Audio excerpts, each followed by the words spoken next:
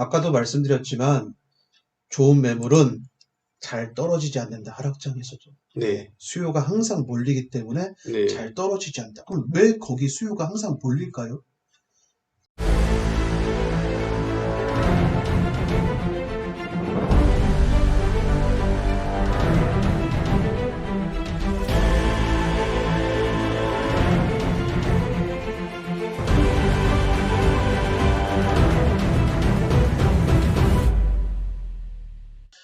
안녕하세요. 석연파파입니다. 안녕하세요. 탱크맨입니다. 자, 오늘은 누가 대통령 돼도 규제 푼다. 노후 아파트들 들썩이라는 주제로 네, 왔습니다. 자, 결론부터 말씀드리면 대통령이 A가 되든 B가 되든 공급을 한다. 그 네, 말은 택지가 부족한 서울에는 결국 공급할 방법은 재개발, 재건축밖에 없는데 네, 그동안 재개발은 그래도 어느 정도 풀어줬지만 재건축 영역은 그렇지 않죠. 완전히 네, 옥죄고 그렇습니다. 있었습니다. 네, 자, 그렇다면 누가 대통령이 돼도 재건축을 한다라고 이제 보면 되겠는데 네, 결론은 이겁니다. 아무 재건축이나 사면 안 된다. 네. 아무거나 사면 안 자, 된다. 재건축 투자하더라도 어, 모든 재건축을 한꺼번에 밀어주지 않겠죠? 네, 그러면 이제 그쵸.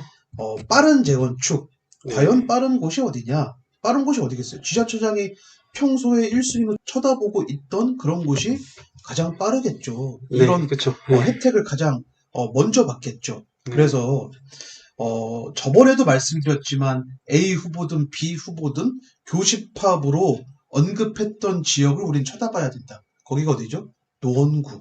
네, 예, 명시적으로 노원구를 얘기했죠. 어, 상계주공 1단지 여기 안전진단 신청이라고 나와 있는데 이미 예비 안전진단과 1차 정밀 안전진단 통과했고 이제 2차 정밀 안전진단 신청한 상태에서 올 여름 정도에 그 결과가 발표가 나올 예정인데 네, 자 그쵸. 이렇게 되면 우리는 이전에도 이제 소집단을 통해서 칼럼으로도 말씀을 드렸지만 상계주공 1단지는 이 2차 정밀안전진단이 지금 상당히 통과하기가 어렵지만 통과할 가능성이 높다라고 말씀을 드렸는데 지금 누가 대통령이 돼도 규제 푼다. 앞으로 누가 대통령이 되든지 상계주공 1단지는 상계주공 16개 단지 중에서 이제는 가장 리딩하는 단지가 될 예정이다.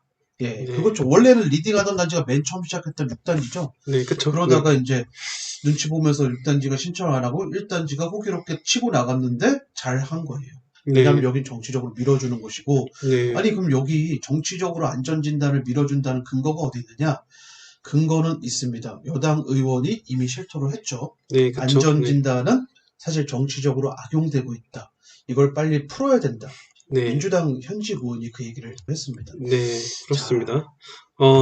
자, 그리고 저희가, 어, 상계주공 1단지를 좀 주목하는 이유 중 하나는 사실 뉴스 기사에서 보면은 작년 서울에서 적정성 검토를 통과를 한 단지는 한 곳도 없다 뭐 이렇게 좀 나와 있긴 하지만 그래도 최근 그러니까는 도봉 사만회라는 아파트는 지금 적정성 검토까지 다 끝내서 그 다음에 정비구역 지정을 위해서 좀 달려가고 있거든요. 그래서 아예 그 문재인 정부 시절 때 그 적정성 검토까지 통과한 그런 아파트 단지들이 그렇게 많진 않았지만 그 중에 하나가 옆 동네 도봉구 도봉동에서 나왔기 때문에 정치적으로 밀어준다. 근데 상계조공 1단지가 단지 그러한 이유 하나만으로 저희가 가능성을 높게 보는 건 또 아니고요.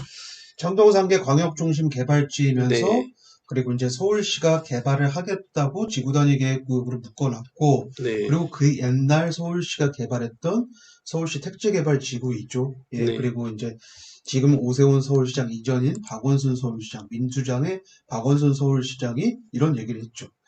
서울시 택지개발지구대에 있는 재건축 예정 아파트에 인센티브를 부여하겠다. 그거 네, 누가 한 거죠? 그 민주당에서 한 거예요. 예. 네, 그런데 요번에 이제 윤석열 후보든 이재명 후보든 둘 다 언급한 지역이 노원구 지역이다. 네, 예. 그쵸. 지난번에도 저희가 어, 비슷한 주제로 해서 유튜브 영상에 올린 바가 그렇게 있었는데 아무튼 두 후보의 교집합을 찾으면은 좋다 그렇게 얘기했고 기타 뭐 신길우성 3차도 언급이 되는 것 같아요. 신길우성 3차도 네, 신길우성 언급이 3차 되고 아파트. 그리고 삼풍아파트 네, 그리고 경기도 광명시에는 하안주공 하안주공 같은 경우는 광명시 자체에서 관심이 좀 많잖아요. 네, 많죠. 네, 많고, 일단은 그 전에, 반포 미도 아파트, 네, 이미 컨설팅 회원들에게는 반드시 이 동네 살아야 되는 분들한테는 미도도 괜찮다라고 여러 번 추천을 드렸던 기억이 있어요. 예, 네, 기억이 있고, 신길우성 시리즈 같은 경우는 이미 영등포구 중공업 지역 강의나 기타 등등의 영등포구 강의를 할 때, 남들은 뭐 별로 이 동네 아파트에 대해서 관심이 없었지만, 저희는 여기를 꾸준히 추천을 했죠. 이 신길 우성 시리즈들. 예. 네, 근데 이 신길 우성 시리즈들이 특히 중공업 지역과 인접해 있는 단지들은 상당히 인허가가 빨랐다. 예, 이제 그런 곳이죠. 예. 네, 그래서 그렇습니다. 네, 이 신길동도 이 영등포 역세권 옆쪽 동네여서 여의도 영등포 도심 거점이잖아요. 예. 네, 그 거점의 호재를 간접적으로 영향을 받고 있다. 이제 그게 네, 이제 핵심. 자, 그렇다면은 저는 이제 요 기사를 보고 어떤 생각이 들었냐면은 결국 공급에 목말라 있잖아요. 공급. 네, 그럼 이제 내가 공급을 했다. 대통령 된 사람이. 내가 공급을 했다라고 티를 내려면은 이용해 줄 거 어디에 해줘야 되죠? 대단지. 예. 네, 대단지이면서 대단지를 인허가해 주면 필연적으로 전국 집값이 들썩이는 단점이 있는데 그런 단점을 최소화할 수 있는 동네. 그 동네가 어디죠? 사람들이 별로 관심이 없어하는 서울 사이드 지역. 예, 네, 그런 동네죠. 그런 동네를 해줄 가능성이 높고, 그리고 이제 여긴 대단지를 인허가 해준다는 뭔가 부담도 있지만 명분도 있잖아요. 네, 광역 거점을 개발한다는 명분. 그러면 이제 사람들도 이해를 하고, 그리고 이제 일기 그 신도시들, 경기도의 일기 신도시들, 몇몇 인플루언서들은 리모델링을 가야 한다라고 주장하지만 재건축 갈 가능성도 높아졌다 더. 예, 네, 그래서 그렇습니다. 제가 네, 이번 책에도 실었지만 꽤 핫할 22년도에 핫할 재건축 단지들이 있는 그런 곳들을 이번 책에 부록 파트에 실어놨습니다. 그래서 그걸 한번 보시면 참 좋을 것 같아요. 네, 그렇게 되면은 사실 대선 이후에 움직이려고 하는 사람들이 좀 많아질 것 같아요. 네, 그래서, 네, 대중이 몰리겠죠. 네, 한편 이런 뉴스도 또 있죠. 노도강 대세 하락 징조 2억 떨어진 급매물도 나왔다 하면서 던지지 거래소, 말라고 네, 했는데 네, 이제 이런 기사가 누가 대통령이 돼도 규제 푼다는 이런 기사가 나옴으로써 그 던진 사람들은 이제 뜨끔하겠죠. 예, 나 괜히 네, 파는 거 아닌가? 네, 괜히 파는 거 아닌가? 그 느낌이 현실이 되는 게 앞으로 몇 달 안 남았다. 예. 네. 그리고, 이렇게 좀 봤는데, 국토부 공개 시스템을 살펴보면은 상계 보람 1단지 같은 경우는 한 1월에 5억 원에 이렇게 매매가 됐는데 2억 원 정도 떨어졌고 그리고 SK 북한산 시티도 마찬가지로 8천만 원 떨어진 7억 원에 거래가 되었다. 네.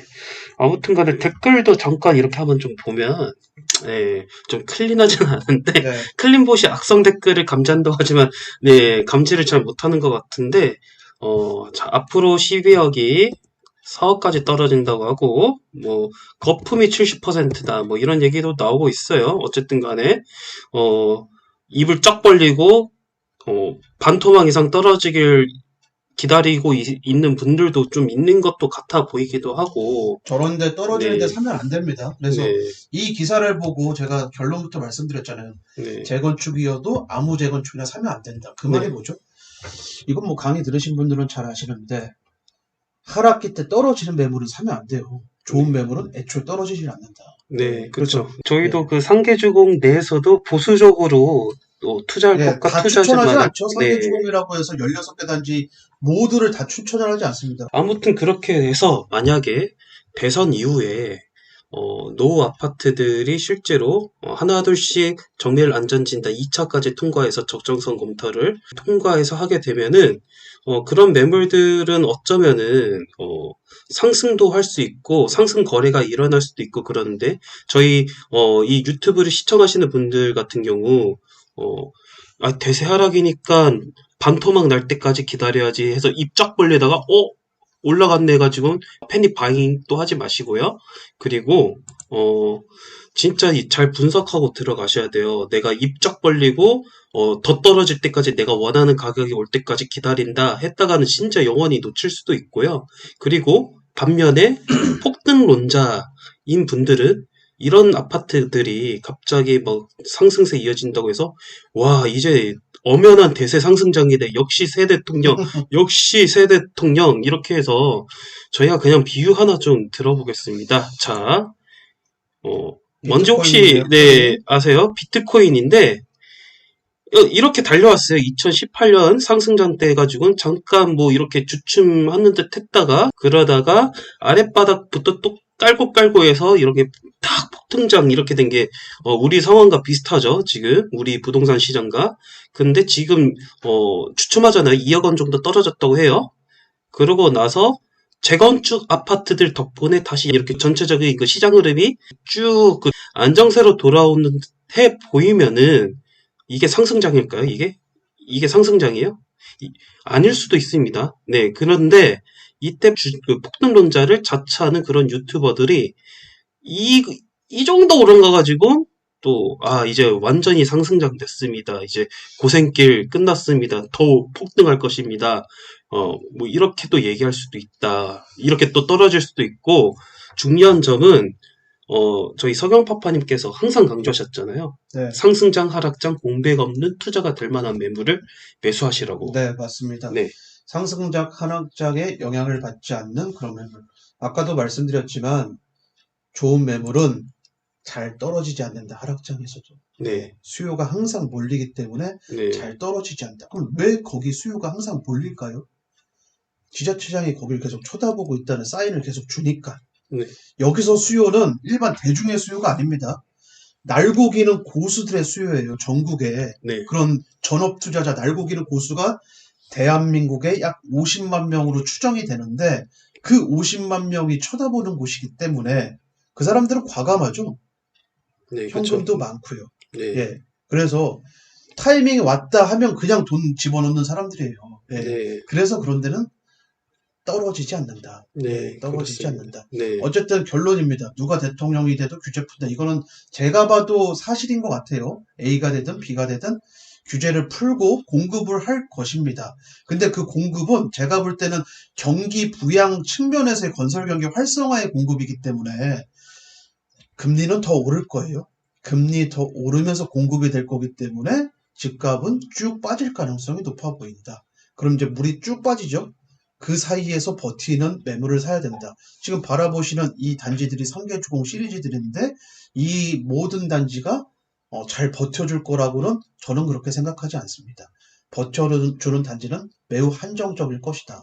예, 네. 그걸 잘 생각하시면 좋을 것 같습니다. 감사합니다. 감사합니다.